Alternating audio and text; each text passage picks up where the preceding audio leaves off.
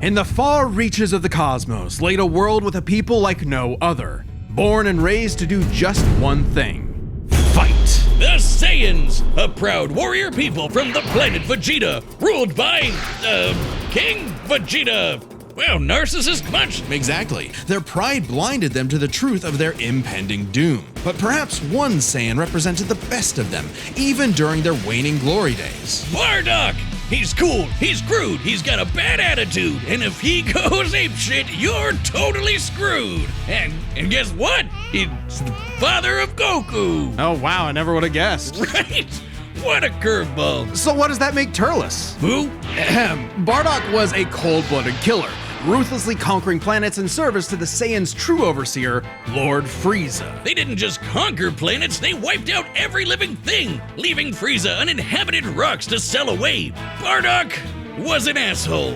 Well, until he wasn't. Bardock's story has evolved over the years, with multiple iterations to draw from. Including one where he's a brilliant scientist.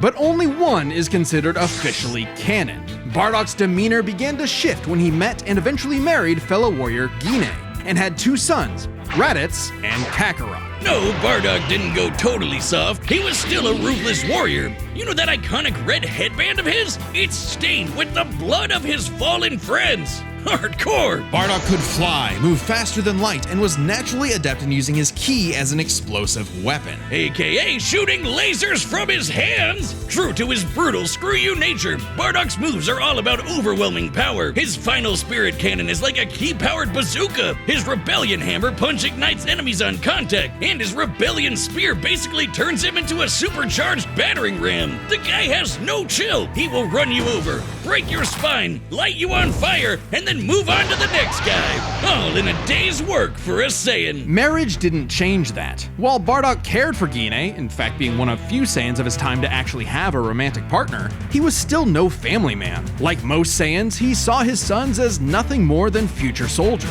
Bardock was a low-class warrior, so it was unlikely his kids would grow up to be anything more than battlefield fodder. But they would still possess the Saiyans' power, a transformation that was the key to their planetary devastation. Big Funky! Under the light of a full moon, a Saiyan with a tail manifests the Uzaru. This great ape form increases Bardock's power tenfold, turning him into an unstoppable kaiju. Quick, someone call Yajirobe!